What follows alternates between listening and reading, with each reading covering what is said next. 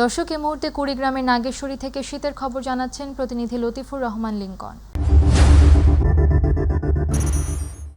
কুড়িগ্রামের উপর দিয়ে বয়ে যাচ্ছে মৃদু শৈত্যপ্রবাহ। গত কয়েকদিন ধরে জেলার তাপমাত্রা কিন্তু অনেকটা ওঠানামা করছে। তো আজ জেলার সর্বনিম্ন তাপমাত্রা রেকর্ড করা হয়েছে 9.8 ডিগ্রি সেলসিয়াস।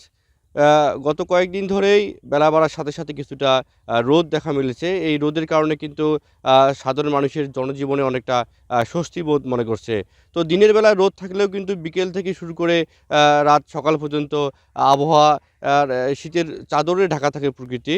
তো এখন কিন্তু বর্তমান চলছে ইরি আবাদ। এই ইরি আবাদে আমরা লক্ষ্য করছি যে যে বীজতলা আছে এটি কিন্তু মারাত্মক ক্ষতি হয়েছে।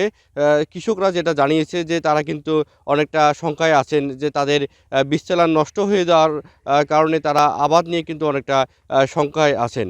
তো এই কুড়িগ্রামে এখন পর্যন্ত সাধারণ মানুষের অনেক কিন্তু শীতজনিত বিভিন্ন রোগে কিন্তু তারা নাগেশ্বরী উপজেলা হাসপাতালে তারা চিকিৎসা নিচ্ছেন।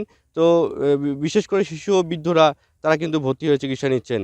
তো নাগেশ্বরী উপজেলা প্রশাসনের পক্ষ থেকে জানানো হয়েছে এখন পর্যন্ত এই উপজেলায় ২,২০০ কম্বল বিতরণ করা হয়েছে।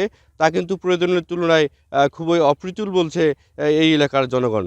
তো এই ছিল কুড়িগ্রামের নাগেশ্বরী থেকে আজকের শীতের সর্বশেষ খবর।